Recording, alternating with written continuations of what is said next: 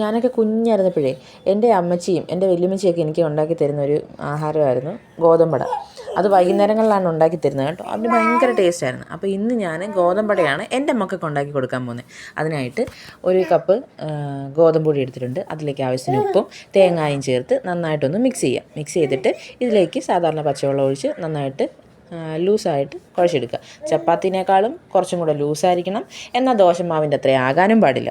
ആ രീതിയിൽ നന്നായിട്ട് കുഴച്ചെടുക്കുക കേട്ടോ. കുഴച്ചെടുത്ത് ഞാൻ പരുവം കാണിച്ചു തരാം. എന്നിങ്ങനെ നന്നായിട്ട് ഇച്ചിരും കൂടെ കുഴയണം. ഇച്ചിരി കൂടെ കുഴഞ്ഞ് നമ്മൾ കയ്യിലിങ്ങനെ ഉരുണ്ട പിടിച്ച് എടുത്ത് പരത്തുന്ന രീതിയിൽ വേണം ആവാൻ. ഇതുകൊണ്ട് ഈ ഒരു പരുവത്തിന് കഴിക്കണം. എന്നിട്ട് നമ്മൾ ദോശക്കല്ല് നന്നായിട്ട് ചൂടായിട്ട് അതിലേക്ക് എണ്ണ തേച്ചിട്ട് നമ്മുടെ കൈ നന്നായിട്ട് നനയ്ക്കണം കേട്ടോ. നന്നായിട്ട് കഴുകി കയ്യിൽ വെള്ളമയം എപ്പോഴും വേണം. ഇത് പരത്താൻ നേരം കയ്യിൽ വെള്ളമയം വേണം.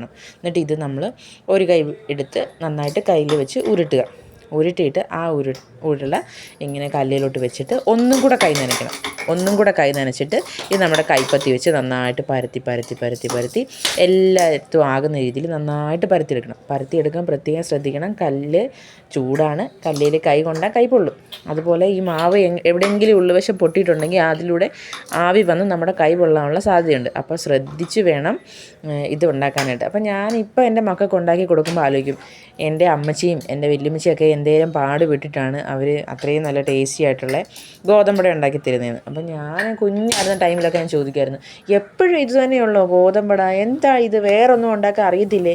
അപ്പോൾ അമ്മച്ചി എന്ത് ചെയ്യുന്നറിയോ, പിറ്റേ ദിവസം ശർക്കരയും തേങ്ങയും കൂടെ വെച്ചിട്ട് പിന്നെയും ഗോതമ്പ് വെച്ച് ഉണ്ടാക്കി തരും. കാര്യം അന്ന് ഗോതമ്പ് മാത്രമേ ഉണ്ടായിരുന്നുള്ള കാര്യം ഇപ്പം എനിക്ക് മനസ്സിലാവുന്നുണ്ട്. അപ്പോഴത്തെ എനിക്ക് മനസ്സിലാവില്ലല്ലോ. അങ്ങനത്തെ ആ ഗോതമ്പട ഉണ്ടാക്കിയപ്പം ഇതിന് നമ്മൾ വെന്ത് കഴിയുമ്പോഴത്തേക്കും തിരിച്ച് മറിച്ച് വിട്ട് 2 പ്രാവശ്യവും നന്നായിട്ട് വേവിച്ചെടുക്കണം. പെട്ടെന്ന് തന്നെ വേവും കേട്ടോ.